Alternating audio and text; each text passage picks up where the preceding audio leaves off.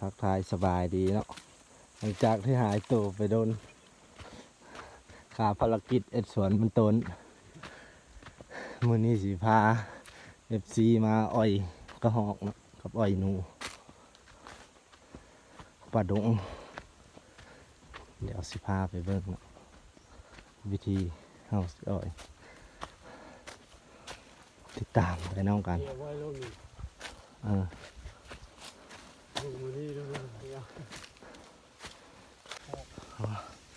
ทุกคนวันนี้เรามาหอดเครื่องทางแล้วเนาะเมื่อยไรปูยังสูง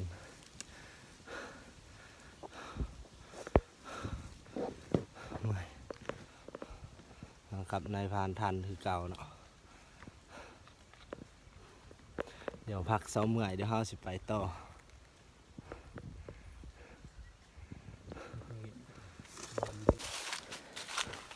ตอนนี้เราก็กำลังเดินทางไปหาจุดที่ห้องอ้อยนะโอ้เมื่อยเลย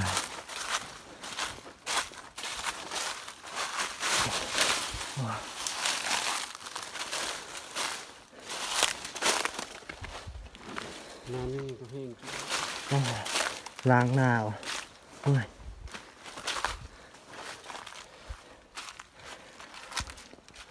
ล้างหน้าน้ำเนี่ย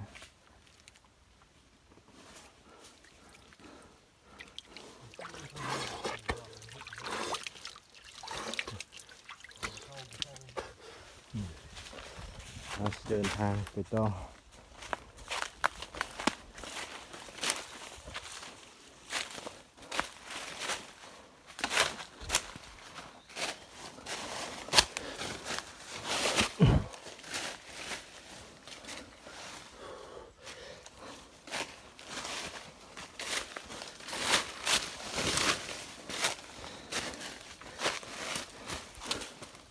ขึ้นแต่ผู้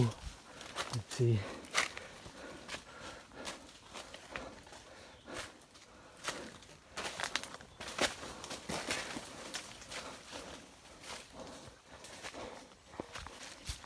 ตอนนี้เขาก็ฮอดบอนเฮาสิอ้อยเนาะบอนนี่เป็นบอนเก่าเฮามาอ้อยเนาะมาอ้อยบ่ได้มาวิ่งเอาสำเนาะก็เฮามีคนมาลักมันนี่ก่อนเนาะบอนเฮามาอ้อยแล้วคนละมาลักเอามันต้นที่เฮาอ้อยไว้ลักย้อนไปเบิ่งคลิปที่แล้วอันมีคนมาลักเดี๋ยวเฮาสิเอามาใส่ลองอีกเทื่อนึงว่าสิมีโตหรือมีโตเท่านี้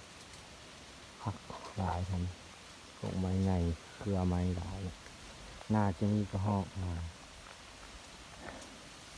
เดี๋ยวเฮาสิเอามันตั้งไว้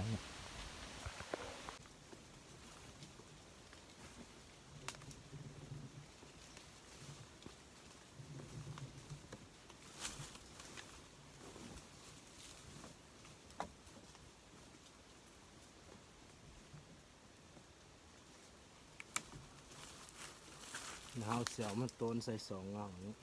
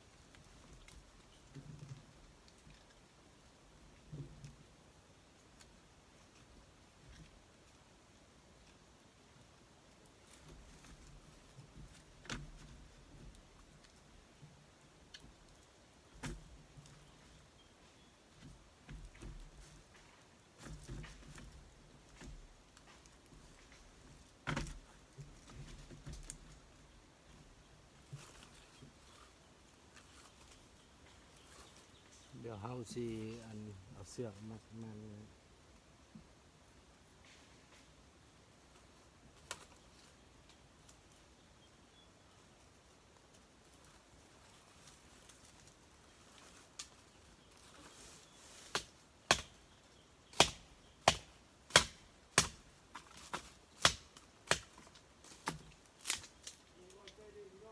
ฮะ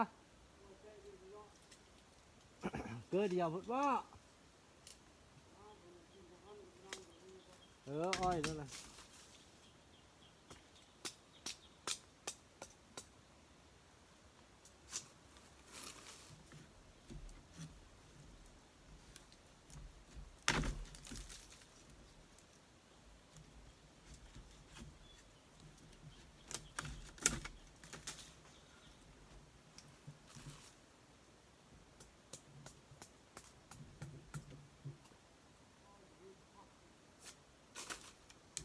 ฮะ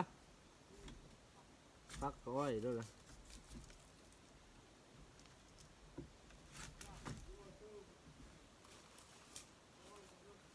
ฮะ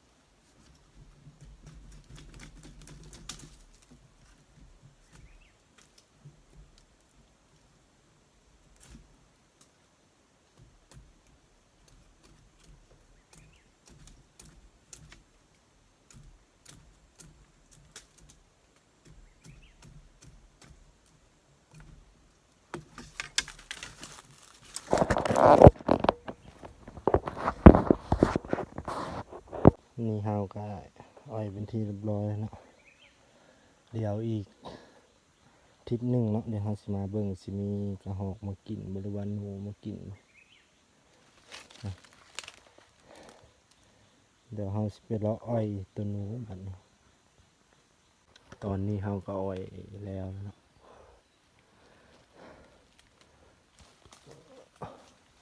ยังบ่อยากมีมันอ้อยเนาะป่าเลยอ้อยมันนี่สิเมื่อยพุ่นละคลิปเฮาก็สิจบไปเพียงเท่านี้แหละเดี๋ยวอาทิตย์หน้าเดี๋ยวเฮาสิมาเบิ่งเนาะเดี๋ยวสิเอ็ดคลิปหน้าให้เบิ่งก็จบแต่เพียงเท่านี้แล้วฝากกดไลค์กดติดตามให้ด้วยนะ